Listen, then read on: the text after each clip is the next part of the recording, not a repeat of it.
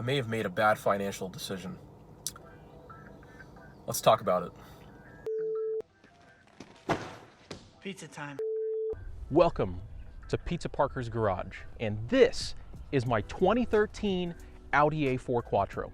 Now, before we get into this car, I actually want to talk a little bit about where I started. I had a daily driver. It was my 2009 Lexus IS 250, and I have to say, it was a great car, but it had its flaws. Instrument cluster failures, touchscreen issues, seats designed for the hamsters starring in the Kia Soul commercials, peeling paint on the wheels, underpowered V6 engine that gets outpulled by 4-cylinder Honda Accords, transmission that feels like it's operated by an Amish farmer trimming chunky butter, similar gas mileage to a fire truck, user interface that's about as nice to use as Windows Vista, sound system that sounds like stainless steel frying pans getting dropped down an elevator shaft. But do you know what the worst part is? The car doesn't let you disable ESP. If you want to turn off electronic stability control, you have to give the Lexus Lords a goat sacrifice and do the sacred Lexus fire dance in order for it to fully disengage. Lexus apparently thinks I am not an adult and I can't decide for myself when I want to turn that off. Now, I'm sure some of you are wondering, what the heck is ESP? What are you talking about? ESP is a program that runs on your car's computer and uses various sensors on the car to do blah, blah, blah. Its job is to keep you straight on the road.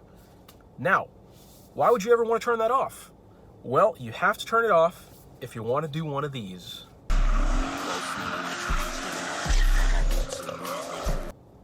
And one of these.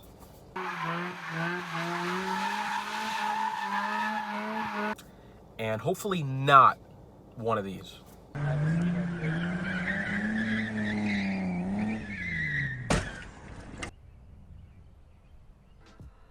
So that giant list aside, I really needed something to replace the Lexus. I liked some of the things about the Lexus. I liked that it was a sporty sedan. I liked that it felt pretty connected with the road, but there are some things about it that I didn't like. I really didn't like that transmission. So I needed something that was sporty, economical, at least more economical than what I had before. All-wheel drive would be nice, and I really wanted to have a manual transmission. So I did an internet. Now, I know some of you are at home right now wondering, how the heck do you do an internet? Well, it looks something like this.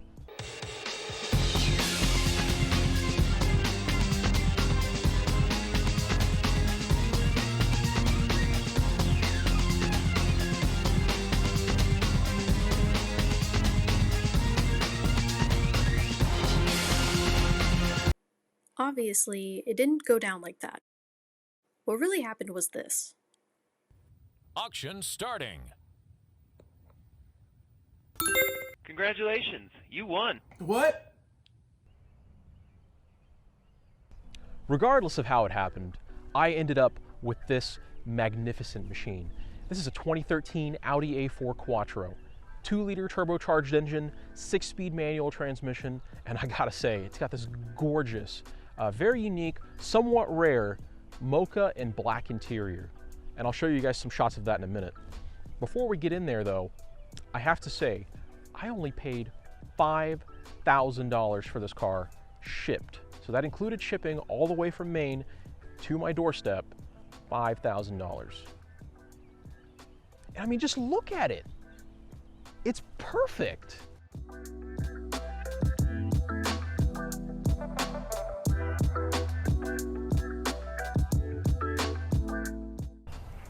So, why does the montage only show this side of the car? What do you mean? There's shots of the other side of the car in the montage.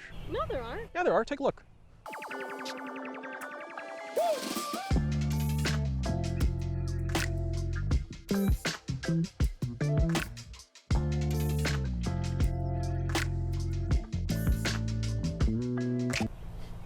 That's literally just the same videos that we rolled, just flipped. No. I think so. No. Let's take a look.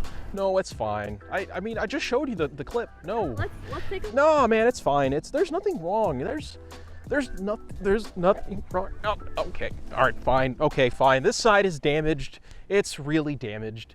It's broken. It's broken, guys. But I will say, this side aside, this car actually does drive really good. Really, really good. Well, maybe except for this.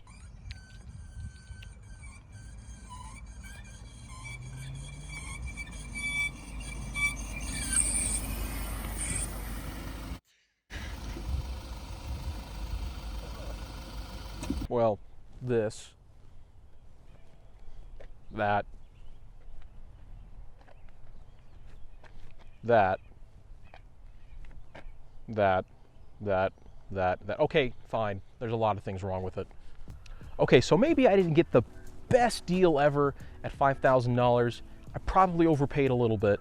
It's not the cheapest Audi A4 in the USA or whatever, but I will show you guys how to make light of a bad situation like this, because I know I'm not the only one who's purchased a car that maybe I bought emotionally rather than using my brain. So I'm going to show you guys how to use your brain as you continue. I'm going to show you guys how to repair this car for as little money as possible, but all the while keeping it looking factory fresh. So this is actually only part one of a multi-part video series that I have planned for this car. So what I'm going to do is I'm going to take you with me on this journey, and I'm going to show you the sort of aches and pains that come with a salvage car and fixing it up and all that good stuff. So stay subscribed. Part two is coming pretty soon. I also have other video ideas outside of this this particular car, so definitely don't want to miss any of those. And last but not least, I'd love to hear from you guys. Leave down in the comments below, just give me some of your feedback. You know, what are some things that you really liked about this video style? You know, what are some things that you think I can improve on? I'd just love to hear it all. So leave me some comments down below. And that's really it. Thank you so much for watching, guys. Stay tuned. A lot more great content to come. I'll see you then.